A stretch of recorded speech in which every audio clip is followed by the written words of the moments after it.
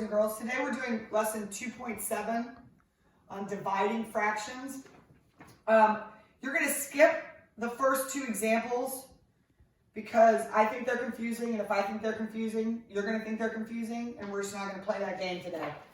So you're on the third example where it talks about reciprocals or multiplicative inverses. So remember, on the top of the page, it says you can use reciprocals and inverse operations to divide fractions. Two numbers whose product is 1 are reciprocals or multiplicative inverses.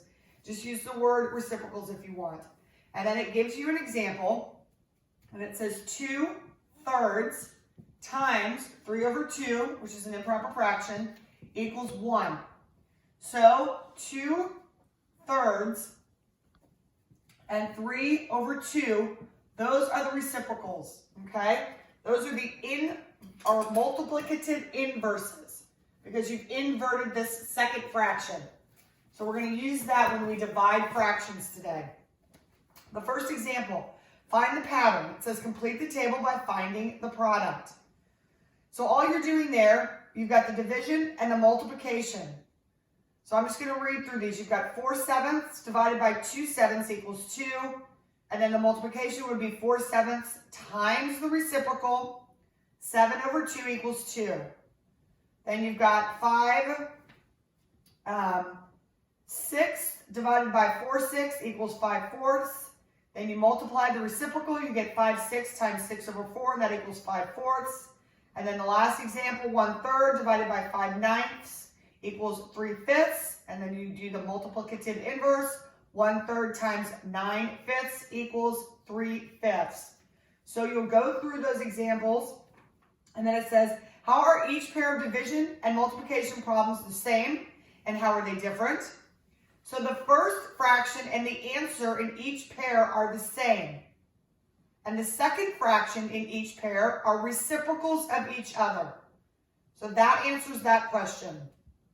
And then the second question says, how could you use the pattern in the table to rewrite a division problem involving fractions as a multiplication problem?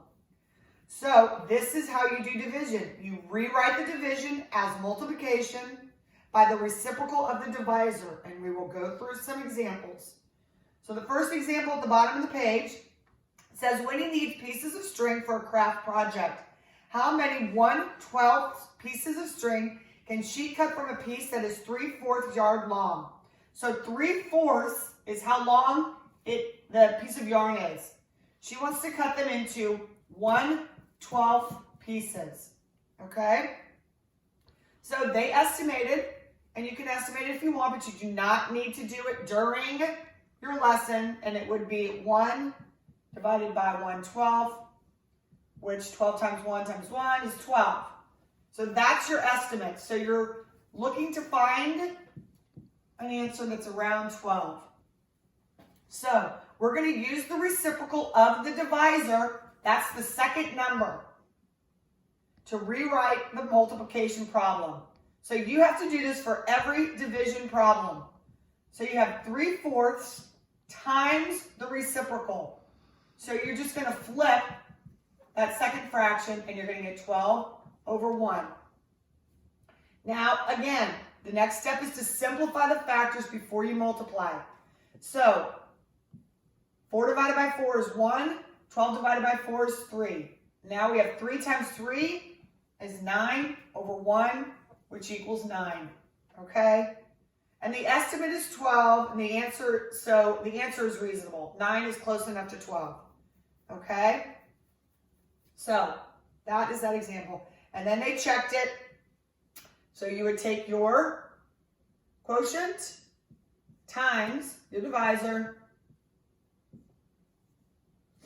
and you would end up with 9/12, which equals 3/4. So your answer is correct. So we'll do a couple more of these. You need to make sure that you're showing your work today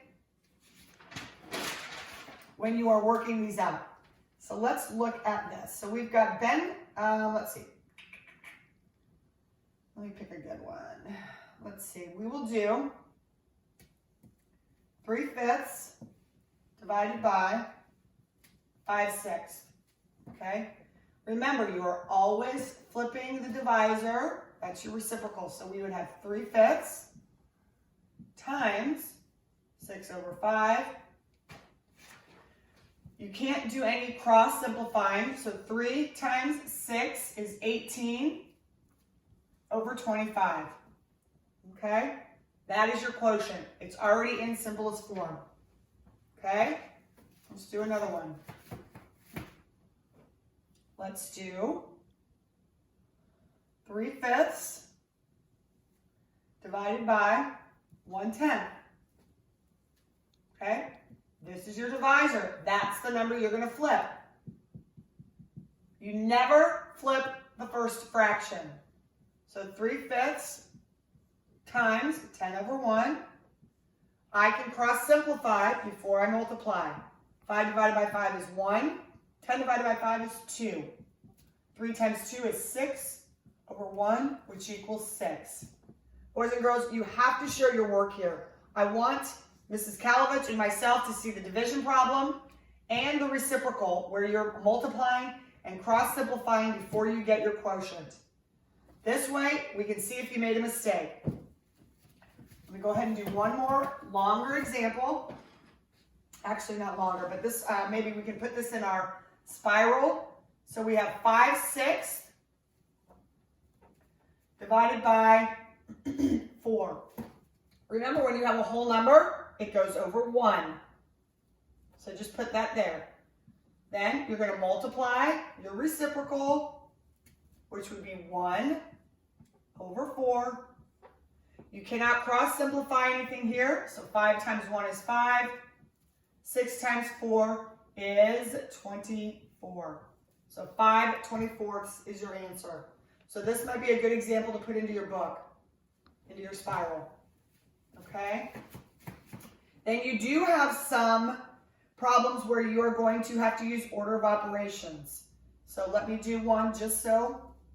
I think there's 2 or 3 in your assignment today. So 3/5 plus 1/10 divided by 2. And I'm just going to go ahead and put the 2 over the 1 right away. So first thing we do here is the work in the parentheses. We need to find a common denominator. Okay, so our common denominator here is going to be 10 because that is our least common multiple. So this doesn't change. 10 divided by 5 is 2 times 3 is 5. So now I have 5/10 plus 1/10. That equals 6/10 divided by 2/1. Okay? Now I'm going to work that out down here. 6/10 times the reciprocal. I'm going to cross simplify.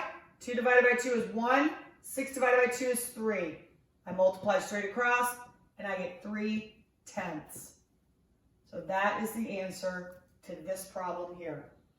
Again, boys and girls, you have to work out each step. That way you can keep track of what you're doing and go back and see if you made any mistakes. Okay? So once again, remember, okay?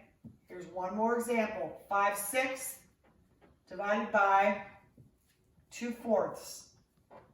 You're always flipping the divisor. 5/6 times 4/2. Cross simplify.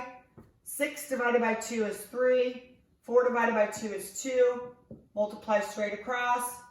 We've got 10/6. That's an improper fraction.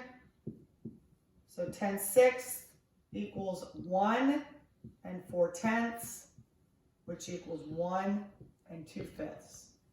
That's another example you might want to put in your book. Okay? So I hope that you guys have had a good week. I miss you. I'll see you Monday. And don't worry, we're slated to have a test here probably next Friday. But we will spend all day Thursday in class reviewing the chapter to make sure that we understand everything. So don't freak out. So have a great day, and I will see you Monday.